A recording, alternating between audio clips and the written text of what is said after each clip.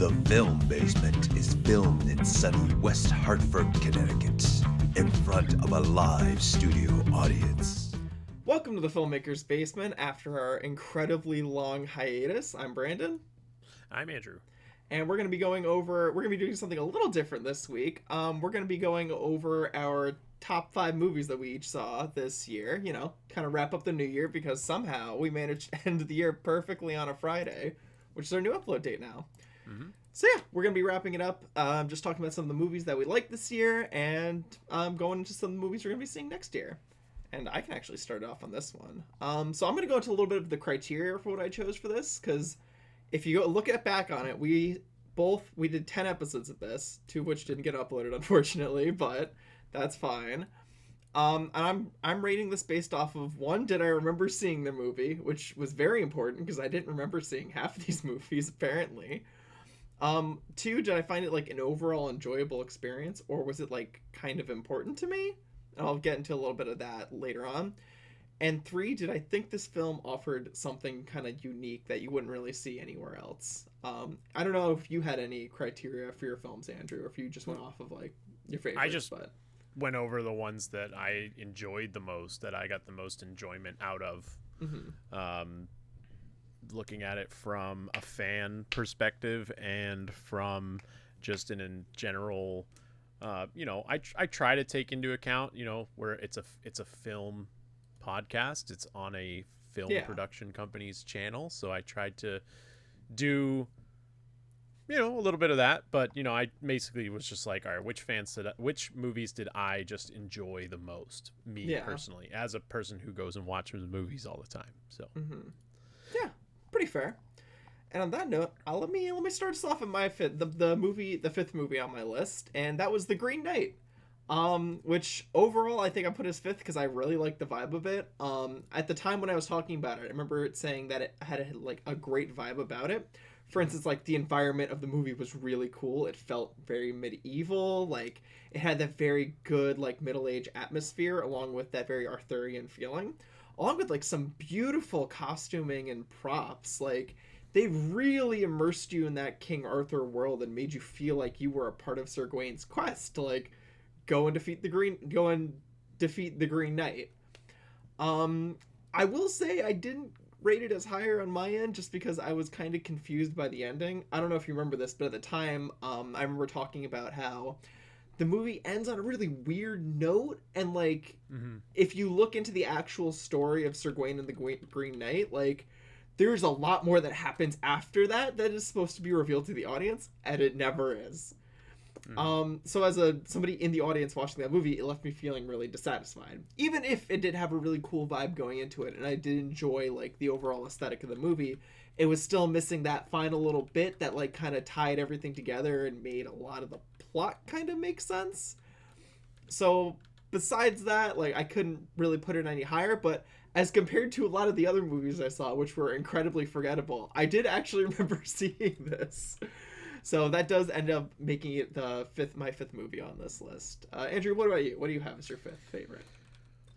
So my 5th favorite's a little bit. It was one of the movies that I watched when we didn't really have any movies to go see that week. Mm-hmm. So I did video on demand, and it was Old from M. Night Shyamalan. Mm-hmm. Very good. And this was kind of like where I was going with like a lot of the movies that I rated, is that, I did take into account of like the aesthetic of the movie and the plot and all that stuff. But it was like, I wish I went and saw it in a movie theater. But the whole idea, like M. Night Shyamalan movies always really intrigued me. I love movies with a twist. I love movies that that get you thinking the entire time you're watching it. Like, oh, what could this thing be that's making these people, age rapidly? And this one, it was right up there. It was one of the better M. Night Shyamalan movies, and I'm a sucker for M. Night Shyamalan movies. I was talking about this with my coworkers the other day. One of my guilty pleasures is The Happening. I love that movie. And I love it because of how funny it is. like not necessarily in the way that the movie is good, but how bad the movie is. I enjoy it. But Old was actually very, very good. It got you thinking. It had a really good twist at the end that you kind of didn't really see coming, and I kind of wish I saw it in theaters, or and so that was my number 5. Yeah, I feel like that was one of the slightly more unfortunate aspects of 2021 as far as the film going experiences, that you didn't get to see as many movies in theaters, unfortunately. I don't remember if that was a specific case for you in that one, or if that it was one just was in the theater. It's just I wasn't really going to the theaters. That's fair, but there were certain movies like that that people definitely missed out on as a result, oh, of course, which was unfortunate. But moving on, I'm gonna go on to my fourth pick, which was, funnily enough, Lamb, for a very similar reason to The Green Knight. I really enjoyed the vibe of the movie, and minus the last 10 minutes of it, because like I said at the time, not a lot really happens in the movie. It's more about like the atmosphere of these 2 Icelandic farmers raising like this little cryptid, and that's the movie. You just watch them like interact together, like they're just vibing, playing around, having a good time, and I just really liked that. I really like vibed with that feeling of just like, it was, it's a weird way of putting it. It's like almost like I would like to see myself in that role, kind of. Like I like that idea, like in my head of like, cool, you're raising this little cryptid kid on a farm. Neat. That's like a fun, cool thing. I'll also say I really loved the lamb effect of that movie. That was something they did really freaking well, because that thing looked way too realistic to a point where it was a little bit unsettling, which is I think what they were going for, but also really cute. So I, again, really loved that. Again, like I said, it's not higher on my list because I did not like how it ended. Which, in hindsight, I can see why they ended it the way they did. But even still, it kind of harshed my vibe at that point. So unfortunately, it's not higher on my list. But like The Green Knight, unlike a lot of the movies I saw this year, I actually remembered seeing this because it was more interesting than the rest of the movies I ended up seeing. But what about you? What do you got? So my fourth movie kind of plays into my top 3. My top 2 movies are like just me being a fan, but my bottom 3 same. Yeah, so my bottom 3 are all like technical aspect movies. So my third is The Last Night in Soho. Third or fourth? Oh, sorry, fourth. Yeah, fourth. My fourth is Last Night in fair. Soho.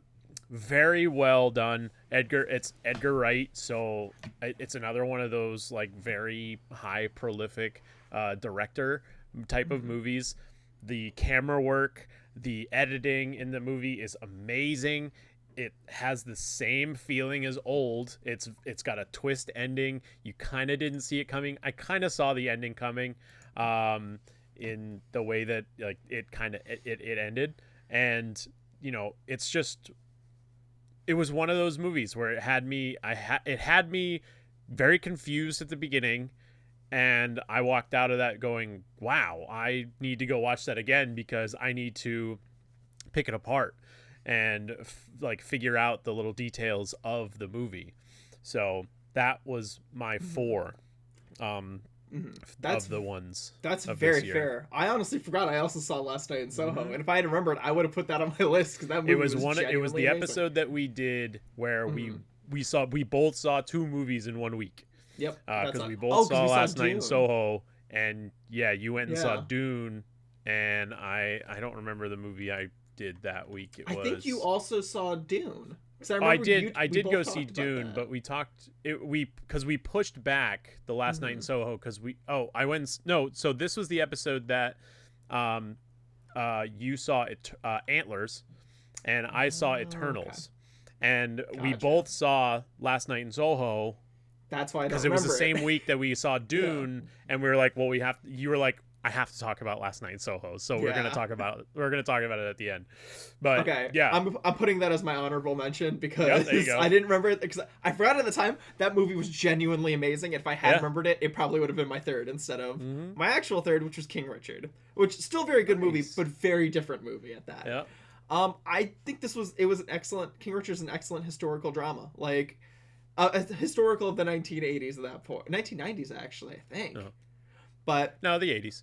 80s. Okay. Well, regardless, I thought it was a very good interpretation, that specifically of who Richard Williams was as a person, in that he is both a very he's a great dad. Like, he is so good to his kids and helping them get whatever they needed, and also recognizing that he wanted to do whatever he could to make sure his kids didn't have the life he and his wife had. He wanted better for them, and that's awesome. He was also a scumbag, and he was a horrible individual who, at points in the movie, almost murdered people. Like, he's not a great guy, and even how he treated his kids, it's so questionable. Like, again, he's a very great protagonist, which I love. I love a character with a lot of nuance that you can't just outright hate, because he did a great job at the end of the day raising his kids, and he did exactly what he hoped he would. He got them out of the life that him and his family had, and he got them into these great professions.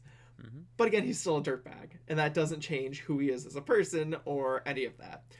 So, and I will also say it had one of the most gripping endings to a movie I've seen this year. Like, I watched it, and I think I was just so tired that night that I actually fell asleep watching it.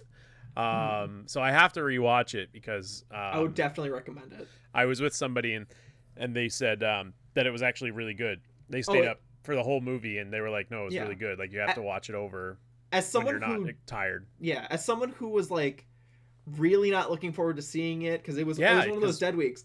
We talked about it, and you were like, yeah, I don't care. I was genuinely surprised at how much I liked it. Nice. It was really good. Yeah. So yeah, highly would recommend it. Again, very tense, gripping conclusion that had me at the edge of my seat the entire time. The only reason why it's not higher on my list is because honestly, I did kind of forget I had seen it, which is kind of the same thing for my bottom three. It wasn't entirely memorable for me after I saw it. But I mean, that it is what it is. What about you? What'd you have as your third? My third is another technical movie by another prolific director, of Ridley Scott. It was The Last Duel. Oh, okay. With Adam Driver and Matt Damon and Ben Affleck, and the female actress escapes my mind. But very well done, very, very well put together movie. Cinematography wise, it's a story that's told in 3 parts, and all 3 parts have different storytelling aspects to it. So you have similar scenes, but the actors are acting differently in each scene that they do. But it's technically the same, concept, or not concept, but it's the same scene. So it's the same scene sometimes gets acted out 2 or 3 times in all 3 parts, or 1 in each part, and and each time you see it from a different perspective, and perspectives change, and behaviors change, and it was very well done. I enjoyed it. It's based off a true story, which I went and looked up the historical data or factual to it, but it was really good. They have 2 French knights who they have they're friends, and then they have an argument, and then they have a duel, and it's all over because of a woman. And and the woman's kind of just in the reason why this is all happening, and it's it was very well done, and Ridley Scott did really well with it. And he's probably gonna be up for best director at for that movie, because of how well. I wouldn't be surprised for the Oscars in February. So that was my 3. And all 5 movies that I watched, you had said, you were like, oh, I forgot I watched those ones. All 5 of mine, maybe not old, but I wrote them all down, and I was like, how do I rank these? And I was like, well, they're all movies that kind of just intrigued me and kept me entertained for the entire hour and a half, 2.5, sometimes 3 hours that I was at the movie theater for. or at my couch, because I watched old at my couch. So Yeah. No, I genuinely would agree, because that was the same thing I noticed. There was a distinct difference between the 5 movies I chose to talk about and the 5 movies I didn't choose. Yeah. Because let's just say Prisoners of Ghostland was not making it onto this list, no matter what I did. There was a couple of them that I was like, I remember going to see them, and they're honorable. Like, I would say my honorable mention would probably be, it's like a toss-up between No Time to Die and Free Guy. Those two, I was like, it was, No Time to Die is, I just remember that because it's Daniel Craig's, his final Bond film, and then Free Guy was just, it's Ryan Reynolds, and it was hilarious. But all the other ones, I was like, whatever. Fair. But let's move on to the top 2, which, for me at least, either of these movies could have been my number 1. The only reason why my number 1 is what it is because I had just been looking forward to it for a long time. But so for my number 2, I had Mad God, and like I said, this easily could have been my number 1 movie of the year, not because of the story, but more so because this was one of the most technically impressive movies I've seen in a very long time. It is stop motion is a very hard medium to work in and make work really well. And I don't know how the heck this studio did it, but they made one of the most visually impressive looking stop motion animation films I think I've ever seen. Like, the amount of imagination, creativity, and just pure horror that had to go into the creation of the hellscapes this one soldier is traveling upon to essentially blow up hell. It was amazing. I don't know how I could never have come up with something like that in a million years. And it shows with how well it's made, even just talking about something simple like scale and how the main character's scale affects the setting he's in at all times. And there are times when the main character is just this tiny, minuscule man as tanks are rolling by him. And there are other times where he's literally stepping on people. He is so large and impressive. And it's that kind of thing you can never do in a physical medium. You can only make this happen in stop motion, and it is just an almost flawless movie. The only reason why I ended up putting it as number 2 was because I was not a fan of the live action moments that are mixed into this movie. Personally, I think they take away from the overall experience, but that's kind of just my take. And it's also another thing reason why I liked it is because it's almost my perfect kind of horror movie, and it has this kind of vague anthology feel to it as the soldiers traveling to these different hellscapes, kind of experiencing all the horrors that come to be in this place, with an overall sort of meta plot of this dude who has to take this essentially briefcase that's a bomb into the pits of hell and blow it up. And we're following this through the dude who is this almost outside observer, because he never really is affected by the world around him, minus a few moments where he ends up being very involved. But overall, a stunningly amazing movie. I will definitely be buying this on digital or Blu-ray when it comes out, because I need to see this movie again because it's just so amazing. But yeah, that's my number 2. So just I guess my number 1 and number 2 weren't I could have picked 1 or I could have picked 2. There were, both of them could be 1. No, there was definitely an outlier on which one was 1, which one was 2.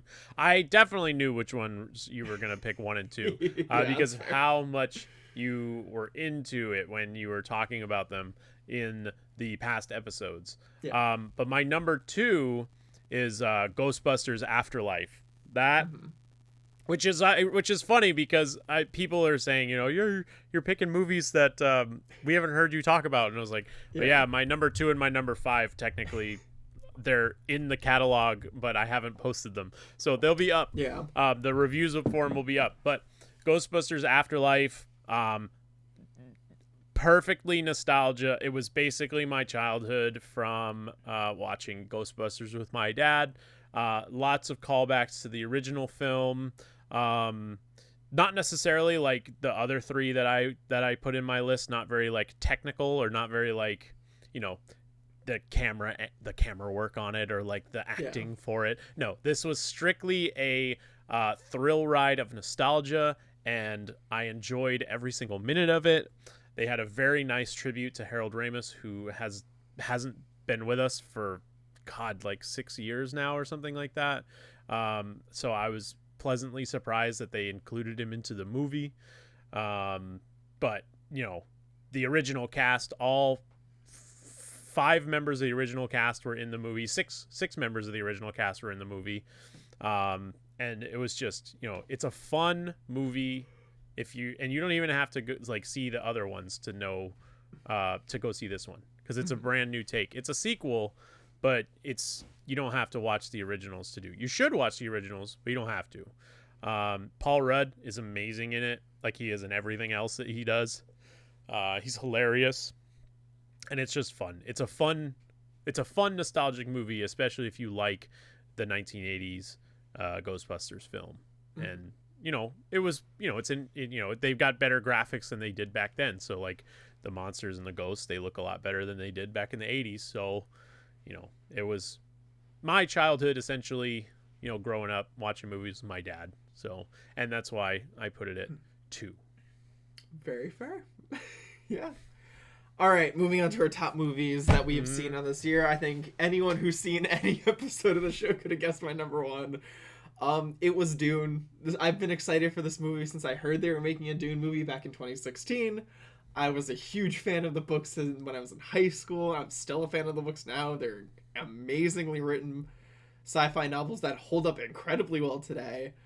I actually haven't talked about this part. I've seen that movie 3 times since. Wow. I'm even considering seeing it a 4th. Because I just genuinely love the world that Denis Villeneuve made.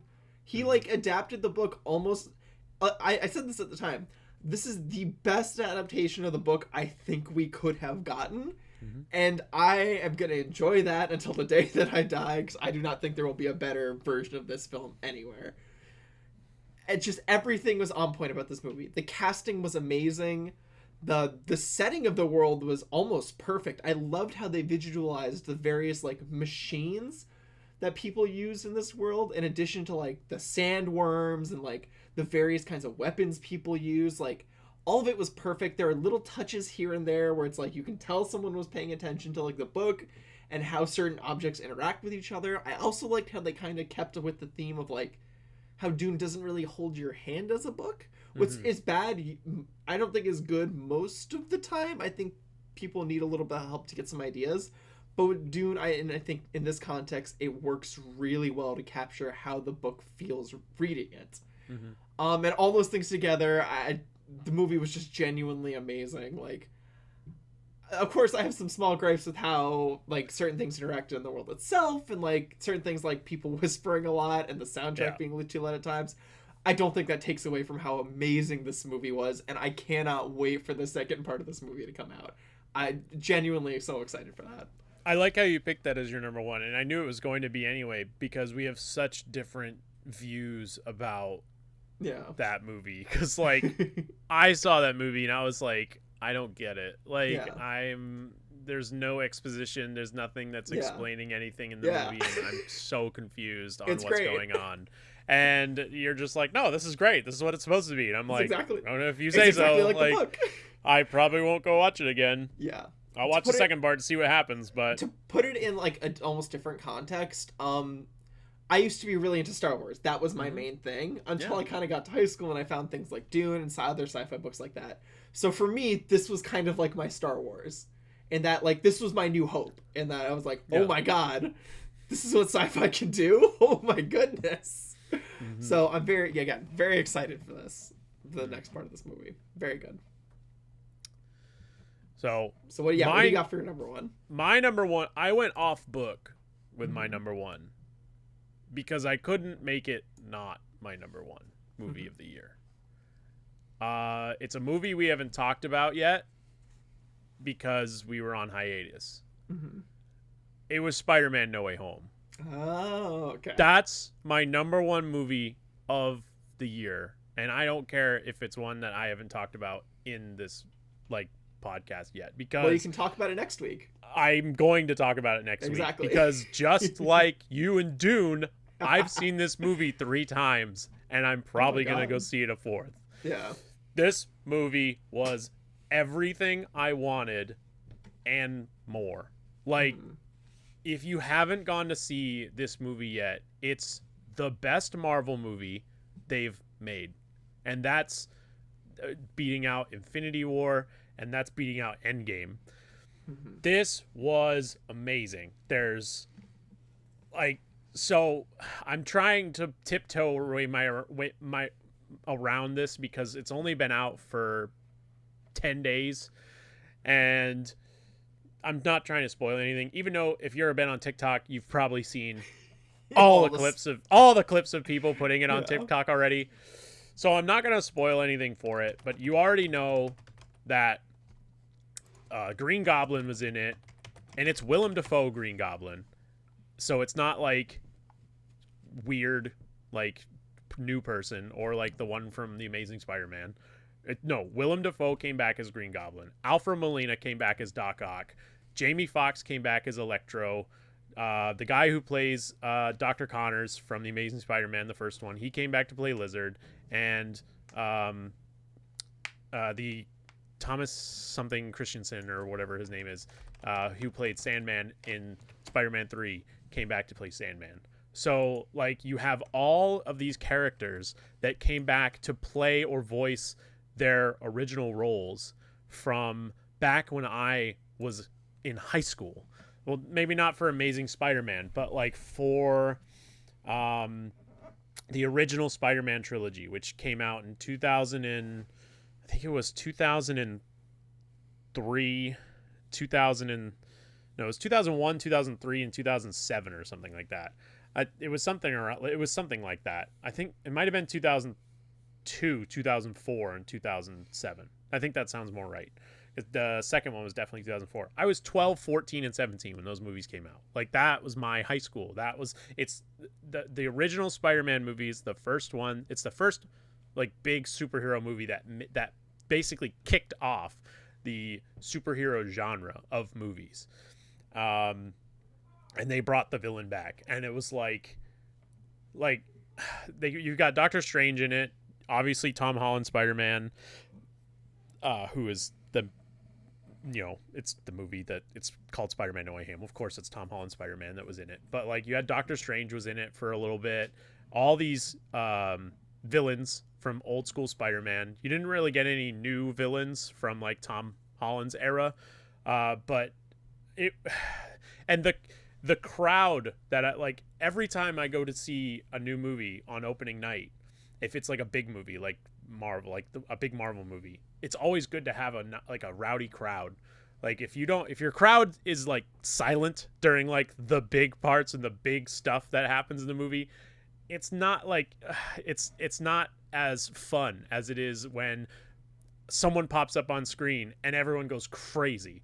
I'm gonna spoil a little bit, like when they revealed Daredevil, Charlie Cox's character, like 15 minutes in, 20 minutes into the movie. Charlie Cox's character of Matt Murdock came on screen from reprising his role from the Netflix show. My theater went crazy because they finally acknowledged that the Netflix characters are canon within the Marvel Cinematic Universe, and we could get a Spider-Man Daredevil team up eventually in the future, which would be amazing. It's between Spider-Man and Daredevil and Spider-Man and Deadpool. It's two of the best team ups right there in Marvel movies. So I was very happy, and I don't know if you saw it. I'm sure did you go and see it yet? No. Oh, I probably will. So see sorry it. for spoiling. No. For you. It's fine. This isn't a movie I was really looking forward to, but it's like, I've heard a lot of good things about it. I'll probably end up seeing it. You're not big into Marvel, then, are you? No, that's not really my thing. But I do like Spider-Man. I will give him that. Spider-Man always gets me into a theater. So yes. So eventually. Like, and Spider-Man is my favorite hero, like, of all time. So having that movie and just the act 2 when the hero is down on his luck and you got to try to bring him back up, and it was a wild ride, and it's, it was, like I said, it's everything I wanted from this movie, and yeah. So Yeah. Maybe I'll talk more about it next week. But Well, that was my number one, and I don't care what anyone else says. Yeah. That is the best movie of the year for me, and it's Yeah. just because I'm big into Marvel. Marvel is my thing. So. Oh yeah. Well, I definitely hope you're talking more about it next week, because that's what I was gonna jump to right now. Instead of doing our normal pilot wings and the trailers that we're excited for in the coming week, since we've been on break so long, I figured we'd actually talk about what movies we are gonna talk about next week. So, people have a little bit of an idea. And I assume yours is going to be Spider-Man. I could talk more Spider-Man. I saw another movie that came out that I want to rewatch again at home, but I can talk about that too. So whatever's up to you. There's been like 2, 3 movies maybe. No, there was 2 movies that I was just like, I want to go see that, like opening night, since we've been like on hiatus. I don't know about you, but I have a movie that I've been trying to see for ages again, but I didn't realize I thought it was coming out was incorrect. It actually came out Christmas Day. That's Licorice Pizza.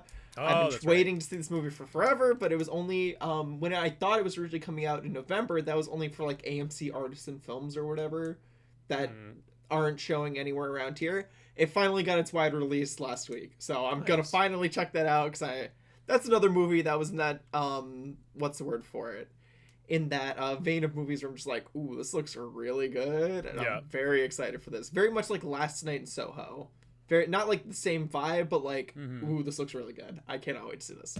So that's probably what I'm going to be doing next week. Yeah, there's been a couple of movies that have come out recently that there was just 2. So like I went and saw Spider-Man. Yeah. I also watched, and this was another one that we haven't talked about yet because it only just came out 3 days ago. Yeah. Matrix Resurrections, which I've already fan. seen on HBO Max. It's on HBO Max. Go watch it. Not sponsored. But if you want to talk about a reboot, have you seen it yet? No, I haven't seen it. If you want to talk about a reboot from an original trilogy, they nailed it. Like, it was perfect. And the way that they tied everything together in how, because you've seen the original trilogy, I'm guessing. Yes. So at the end of the original trilogy, not a spoiler, it's been out for years. Neo and Trinity die. And so Matrix Resurrections, you're like, well, how are Neo and Trinity gonna get resurrected? And so it goes into detail on what happened after the third movie, after Revolutions, and it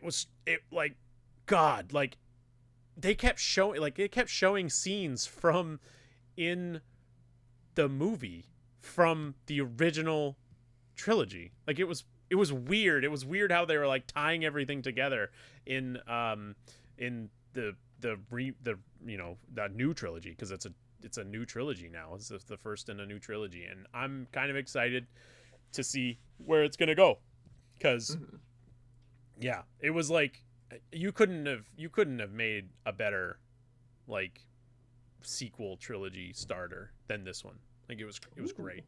Okay, I'll definitely have to check that out then, because I do like the Matrix movies. Yeah, I am a fan, so I'll have to give that a little watch. But on that note, Andrew, do you have anything you'd like to mention before we close out? Sports and Nonsense has been on hiatus as well, because I just haven't had the time or the energy. With the holiday season has been kind of rough on me at work, but that's gonna change soon, hopefully, so I may have some more free time. Fingers crossed for some good things to happen in my life finally.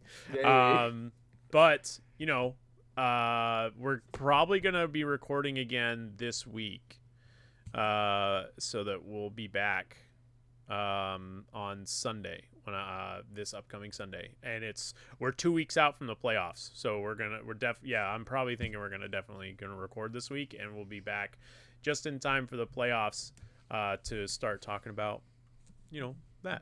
So And I don't have anything to plug myself, but what I will say is, since this is coming out on New Year's Eve, I want to wish everyone watching a happy New Year's, and hopefully a better one than we've had this year, not only for movies but for the world itself. And yeah, that's all I got.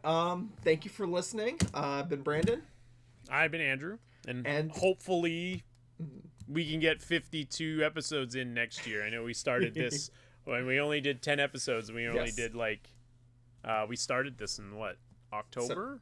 It was late September. I think it was late September, maybe. Yeah. So like, hopefully we can get like 52 episodes in, so we can actually have like a good tier list of like what we have for next year. So, we'll see what happens and what next year brings for us. So definitely. Well, again, thank you all for watching, and I hope you have a great New Year. Goodbye.